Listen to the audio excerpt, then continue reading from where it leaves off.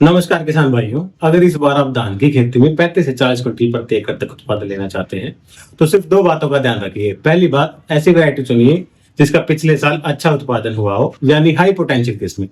दूसरी बात, जब आप अपने खेत में धान की नर्सरी तैयार करें तो उसे 20 से 21 दिन में एकदम तैयार कर लें और वो नर्सरी होनी चाहिए हरी भरी, मजबूत और बीमारियों से एकदम साफ। अगर आपने इन दो बातों का सही तरीके से अपना लिया तो समझ लीजिए इस बार 35 से 40 क्विंटल प्रति एकड़ उत्पादन लेना कोई मुश्किल काम नहीं रहेगा। हमारे देश में ऐसे किसान हैं जो हर साल 40 क्विंटल प्रति एकड़ धान पैदा करते हैं। अगर आप भी उनमें शामिल होना चाहते हैं तो इस वीडियो को पूरा जरूर देखिए। हम इस वीडियो सीरीज में आपको बताएंगे नर्सरी से लेकर ट्रांसप्लांट तक की पूरी जानकारी, खेत की तैयारी कैसे करें, बुवाई के समय क्या सावधानियां बरतें और आगे चलकर धान में ज्यादा कल्ले निकले, फसल हरी भरी रहे और बीमारियों से बची रहे, इसके लिए क्या करें। तो भाइयों जुड़े रहिए हमारे साथ। अगर आपने अभी तक चैनल सब्सक्राइब नहीं किया है तो अभी कर लीजिए और वीडियो को लाइक और अपने अन्य किसान भाइयों तक शेयर कर दीजिए। अब चलिए बात करते हैं नर्सरी वाले खेत की तैयारी कैसे करें ताकि 20 से 21 दिन में हमारी नर्सरी एकदम तंदुरुस्त तैयार हो जाए। सबसे पहले जिस खेत में नर्सरी डालनी है वहां गहरी जुताई करें। अब आप सोच रहे होंगे गहरी जुताई क्यों जरूरी है, तो इसका कारण है धान के खेतों में नमी बनी रहती है और ऐसे खेतों में फंगस और निमेटोड जैसी बीमारियां अक्सर पाई जाती है। इन्हें खत्म करने के लिए गर्मियों में खेत की गहरी जुताई बहुत जरूरी होती है। जुताई के बाद खेत को 5 से 7 दिन खुला छोड़ दें ताकि तेज धूप पड़े और 1 फीट तक मिट्टी अंदर तक गर्म हो जाए। इससे खेत में छिपे फंगस, निमेटोड और खरपतवार के बीज अपने आप खत्म हो जाते हैं। अब अगला काम, अगर खेत में पुरानी फसल के अवशेष हैं जैसे गेहूं, सरसों आदि के डंठल हों तो उन्हें मिट्टी में मिला दीजिए, रोटावेटर चला दीजिए या अच्छी जुताई कर लीजिए ताकि मिट्टी में गलकर ऑर्गेनिक खाद बन जाए। फिर तीसरा काम, खेत को एकदम समतल करिए। जितना समतल खेत होगा उतनी नर्सरी एक जैसी और मजबूत तैयार होगी। इसके लिए मांझ या लेजर लेवलर का इस्तेमाल कर सकते हैं।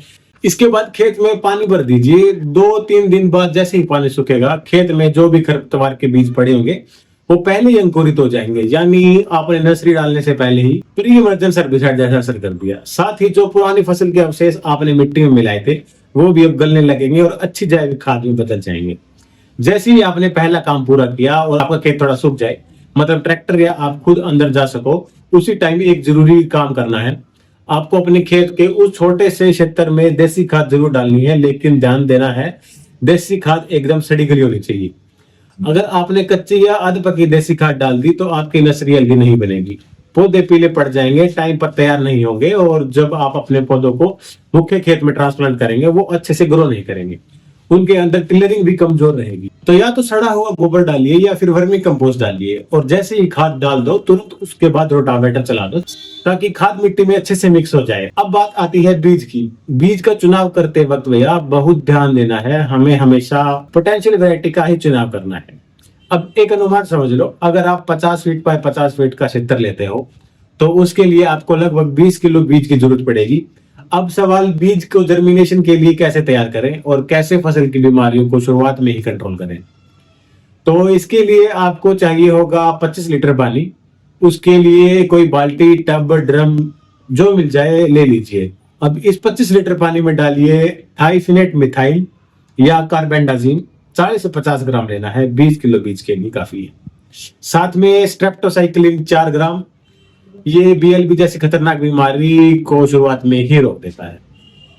अब इस मिक्सचर को लकड़ी से अच्छे से हिलाओ, फिर इसमें अपना 20 किलो धान का बीज डाल दो, फिर से लकड़ी से अच्छे से मिला लो। अब जो बीज ऊपर तैरते हैं, मतलब खराब हैं, उन्हें हटा दो।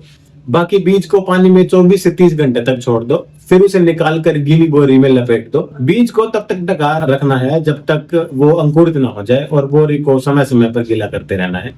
अब जब बीज अंकुरित हो रहा हो तो आप अपना खेत तैयार कर लो। अपने 50 बाय 50 फीट के खेत में पानी भर दो।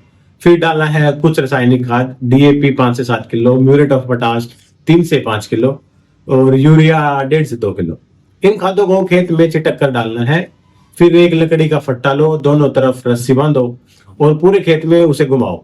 इससे दो काम होंगे, मिट्टी एकदम समतल हो जाएगी, खाद नीचे मिट्टी में मिक्स हो जाएगी। और अब जैसे ही बीज अंकुरित हो जाए तो उसे खेत में छिटक कर बो देना है।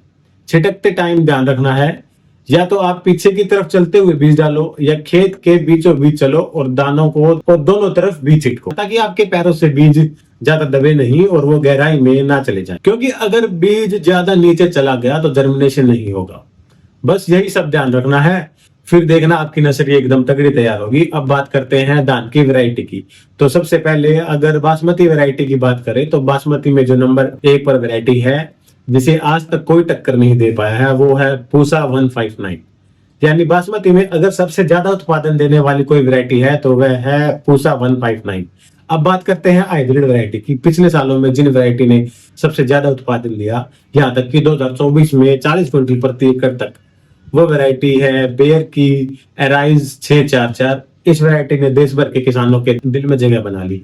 उत्पादन 35 से 40 क्विंटल प्रति एकड़, पकने का समय 135 से 140 दिन होता है, पौधे गिरते नहीं और स्टेम मजबूत होती है, बीएलबी जैसी बीमारी से बचाव होता है और मार्केट में इसके अच्छे दाम मिलते हैं। नर्सरी के लिए बीज मात्रा सिर्फ 3 किलो प्रति एकड़ और डायरेक्ट सीडिंग कर रहे हैं तो 6 किलो प्रति एकड़। फिर है पायनियर की 28P67। उसका मोटा दाना होता है, 125 से 130 दिन में पक जाती है और 35 से 40 क्विंटल उत्पादन मिलता है। पौधे मजबूत होते हैं और नीचे नहीं गिरते। फिर है सवाना की सावा 7501 और 7301। इन वैरायटी की तो पिछले साल लाइनें लग गई थी बीज के लिए, 40 क्विंटल तक उत्पादन मिलता है। लंबी बाड़ियां, अच्छे बड़े हुए दाने आते हैं, 125 से 130 दिन में तैयार हो जाती है, बीएलबी जैसी बीमारियों से बचाव होता है, किसानों की फर्स्ट वैरायटी है। अब चलिए बात करते हैं परमल की टॉप वैरायटी की। PR 121 111 दिन में तैयार हो जाएगी, 31 से 32 क्विंटल प्रति एकड़ और पौधे की लंबाई 113 सेंटीमीटर तक जाती है। PR 131 जबरदस्त रिस्पॉन्स होता है और मार्केट में बोल डिमांड है इसकी। PR 126 परमल की सदाबहार वैरायटी है, सबसे कम समय में तैयार, सिर्फ 93 दिन में तैयार हो जाती है। पौधे की लंबाई 102 सेंटीमीटर जाती है, गिरने की कोई समस्या नहीं और उत्पादन 30 क्विंटल प्रति एकड़। तो ये रही धान की टॉप वैरायटी बासमती, हाइब्रिड और परमल की। अब जब आप नर्सरी डालने जाओ तो सही वैरायटी का चुनाव जरूर करें, ताकि बीज 100% अंकुरित हो और फसल शानदार मिले। तो भाइयों, यह रही धान की टॉप वैरायटी बासमती, हाइब्रिड और परमल की। अब जब आप नर्सरी डालने जाओ तो यही वैरायटी का चुनाव जरूर करें, ताकि बीज 100% अंकुरित हो और फसल शानदार मिले। अगर वीडियो अच्छी लगी हो तो लाइक जरूर करें, किसान भाइयों के साथ शेयर करना मत भूलिए और चैनल सब्सक्राइब नहीं किया तो अभी करो। धन्यवाद, नमस्कार।